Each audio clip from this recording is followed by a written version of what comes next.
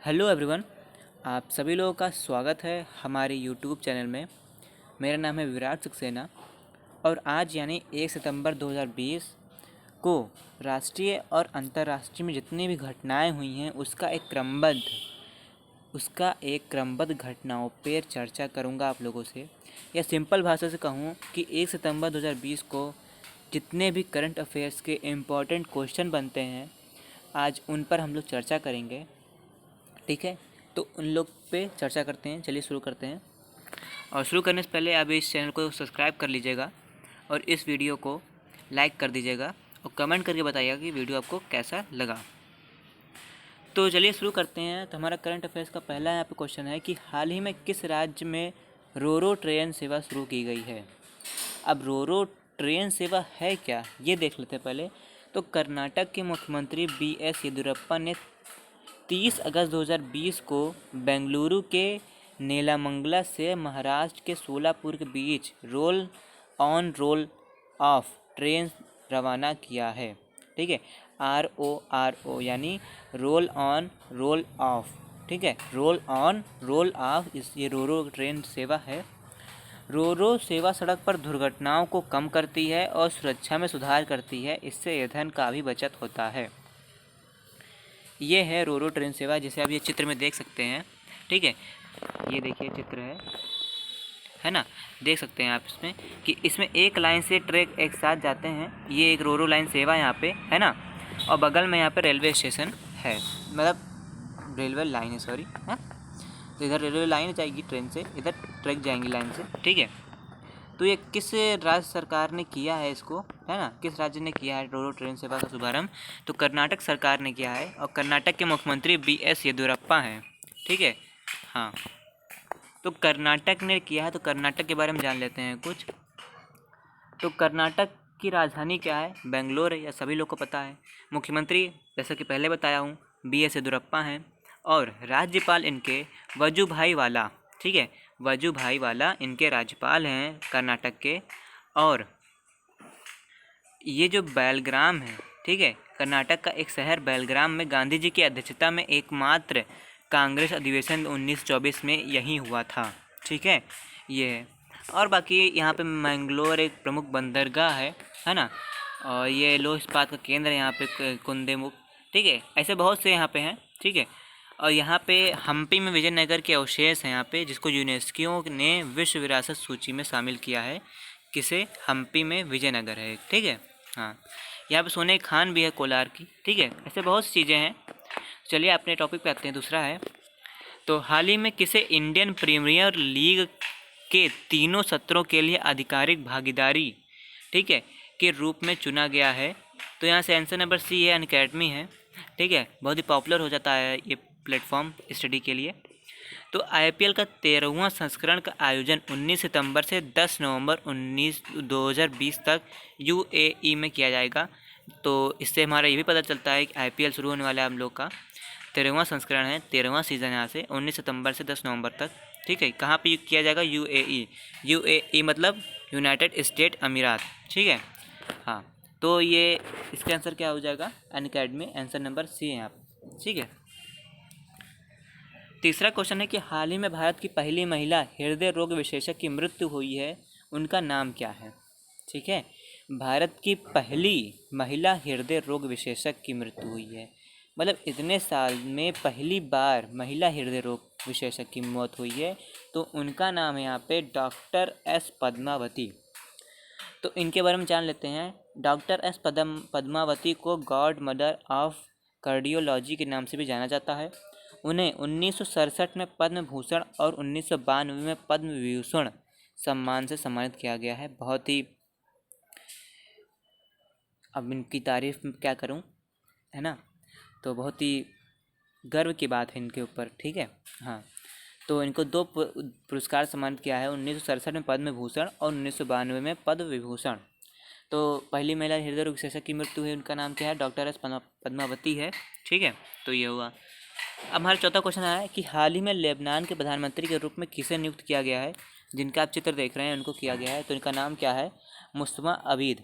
ठीक है, मुस्तफ़ा अबीद नाम है इनका। किनका? ये जो फोटो देख रहे हैं आप। ठीक है, तो इनके जर्मनी में लेबनान के राजदूत मुस्तफ़ा अबीद राजनीतिक समर्थन हासिल करने के बाद लेबनान के अगले प्रधानमंत्री बनने वाले हैं। ठीक है, यानी जर्मनी में लेबनान के राजदूत मुस्तफ़ा अबीद प्रमुख राजनीतिक समर्थन हासिल करने के बाद लेबनान के अगले प्रधानमंत्री बनने वाले हैं मुस्तफ़ा अबीद। ठीक है, क्वेश्चन नंबर 5 है, हाल ही में किस देश ने ऑनलाइन फाइट शतरंज ओलंपियाड का खिताब जीता है? तो भारत और रूस। ठीक है, बहुत ही गर्व की बात है कि हमारा भारत देश आगे बढ़ रहा है। तो हमारा भारत और रूस ने यहाँ पे फाइट शतरंज ओलंपियाड का खिताब जीता है। ठीक है, तो इसके बारे में जान लेते हैं थोड़ा। इसके में जानते हैं, भारत और रूस ने 2020 ऑनलाइन फाइट शतरंज ओलंपियाड को संयुक्त रूप से जीता है। इस खिताब में 2 भारतीय खिलाड़ी निहाल सरीन और दिव्या देशमुख के सर्वर से डिस्कनेक्ट हो जाने पर रूस को विजेता घोषित कर दिया गया था। भारत ने विवादास्पद फैसले के खिलाफ अपील की और उसके बाद भारत और रूस को संयुक्त रूप से विजेता घोषित किया गया। भारत में पहली बार फाइट शतरंज ओलंपियाड का खिताब जीता है ना।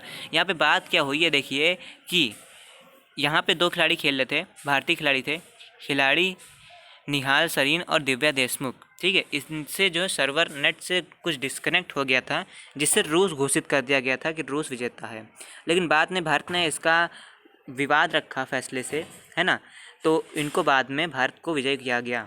ठीक है, तो ये पहला खिताब, पहली बार भारत ने फाइट शतरंज ओलंपियाड का खिताब जीता है, पहली बार। ठीक है, तो क्वेश्चन नंबर 6 है कि हाल ही में प्रधानमंत्री नरेंद्र मोदी के जन्मदिवस को किस सप्ताह के रूप में मनाने का फैसला किया गया है? तो आंसर नंबर बी सही है यहाँ पे, सेवा सप्ताह। अब प्रधानमंत्री नरेंद्र मोदी का जन्मदिवस कब पड़ता है ये देख लीजिए आप। ठीक है, तो 17 सितंबर को प्रधानमंत्री नरेंद्र मोदी का जन्मदिन है। 17 सितंबर को, बहुत ही इंपॉर्टेंट है यहाँ पे। ठीक है, ध्यान से रखिएगा, ये नहीं सारे क्वेश्चन इंपॉर्टेंट हैं। ठीक है, हाँ, और इस अवसर पर 14 सितंबर से 20 सितंबर तक सेवा सप्ताह मनाया जाएगा। सेवा सप्ताह मनाने के लिए पार्टी, मास्क, सैनिटाइजर और दवाओं का वितरण किया जाएगा कोविड-19 के खिलाफ, है ना, ये कहा गया है इसके अंदर। तो नरेंद्र मोदी का जन्मदिवस 17 सितंबर को मनाया जाता है, ये देख लीजिएगा। क्वेश्चन नंबर 7 है कि हाल ही में general insurance corporation of India ने किसे तत्काल प्रभाव से बोर्ड में निदेशक नियुक्त किया है? तो अतनु कुमार दास। ठीक है, आंसर नंबर ए सही यहाँ पे, अतनु कुमार दास को general insurance corporation of India ने तत्काल प्रभाव से बोर्ड में निदेशक नियुक्त किया गया है, अतनु कुमार दास को। क्वेश्चन नंबर 8 है कि किस योजना से जुड़े अस्पतालों को उसके स्वास्थ्य सेवा की गुणवत्ता और सेवाओं के आधार पर स्टार रेटिंग दी जाएगी? तो आंसर नंबर सी सही है यहाँ पे, आयुष्मान भारत योजना है ना। तो आयुष्मान भारत योजना से जुड़े अस्पतालों को उसके स्वास्थ्य सेवा की गुणवत्ता और सेवाओं के आधार पर स्टार रेटिंग दी जाएगी, है ना। तो आयुष्मान भारत योजना है क्या? ठीक है, आयुष्मान भारत योजना यह प्रधानमंत्री जन आरोग्य योजना भारत सरकार की एक स्वास्थ्य योजना है जिसका उद्देश्य आर्थिक रूप से कमज़ोर लोगों को, खासकर बीपीएल धारक को स्वास्थ्य बीमा मुहैया कराना है। इस योजना के अंतर्गत आने वाले प्रत्येक परिवार को 5 लाख रुपए तक का कैश रहित स्वास्थ्य बीमा उपलब्ध कराया जा रहा है। आयुष्मान भारत योजना जन आरोग्य योजना के साथ देश भर के 23,000 से अधिक अस्पतालों को सूचीबद्ध किया गया है, जिसमें से 12,000 से अधिक अस्पताल सार्वजनिक क्षेत्र के हैं। तो इस योजना में है क्या कि इस योजना में जो बीपीएल कार्ड धारक होते हैं उनको 5 लाख रुपए तक का कैश दिया जाता है अपनी बीमारी का इलाज कराने के लिए, है ना। तो जिनको जिनको ज़रूरत है वो जाकर के योजना का इसका लाभ उठा सकते हैं ना। हाँ, तो जल्दी जाइएगा। हाँ, अपना अगला नंबर आप ही का हो, क्या पता। हाँ, तो यहाँ से अब 9वां क्वेश्चन है कि हाल ही में कौन सा देश यूनाइटेड नेशन सिक्योरिटी काउंसिल प्रस्ताव का सह प्रायोजक बना है? कौन सा देश यूनाइटेड नेशन सिक्योरिटी काउंसिल प्रस्ताव का सह प्रायोजक बना है? तो भारत है ना, क्योंकि भारत ही बढ़ता चला जा रहा है आजकल कई सालों से, है ना। तो भारत ही बढ़ेगा तभी तो देश जगेगा, है ना। तो यहाँ पे ऑप्शन नंबर 20 सही है, यहाँ पे भारत है। तो भारत ने एक सुरक्षा परिषद के प्रस्ताव को इस तरह प्रायोजित किया है जो शांति अभियानों में महिला कर्मियों की पूर्ण, प्रभावी और सार्थक भागीदारी के लिए कहता है। संयुक्त राष्ट्र के शांति अभियान में भारत सबसे बड़े सैन्य दलों में से एक है ना। ये हुआ इसके अंदर। क्वेश्चन नंबर 10 है, ये फ़ोटो किसकी है? हाँ, ये फ़ोटो किसकी है? चलिए अभी देख लेते हैं, है ना। तो क्वेश्चन नंबर 10 है कि हाल ही में लोकसभा के सचिव के रूप में किसे नियुक्त किया है ना। तो ऑप्शन नंबर बी सही है यहाँ पे, उत्पल कुमार सिंह। उत्पल कुमार सिंह, ठीक है। तो आंसर नंबर बी सही है यहाँ पे। उत्पल कुमार सिंह ने 31 जुलाई 2020 को सेवानिवृत्त होने से पहले उत्तराखंड के मुख्य सचिव के रूप में कार्य किया है। इनकी नियुक्ति के लिए लोकसभा अध्यक्ष ओम बिरला ने 28 अगस्त को मंजूरी दी है। यहाँ पे ओम बिरला आया है। ओम बिरला कौन है? यहाँ पे आगे देखिए, लोकसभा अध्यक्ष ओम बिरला ने 28 अगस्त को मंजूरी दी है, यानी लोकसभा अध्यक्ष है ये ओम बिरला, है ना। ओम बिरला ये लोकसभा अध्यक्ष हैं। हाँ, तो यहाँ पे आंसर नंबर 20 है यहाँ पे, उत्पल कुमार सिंह, है ना। उत्पल कुमार सिंह को लोकसभा के सचिव के रूप में नियुक्त किया गया है।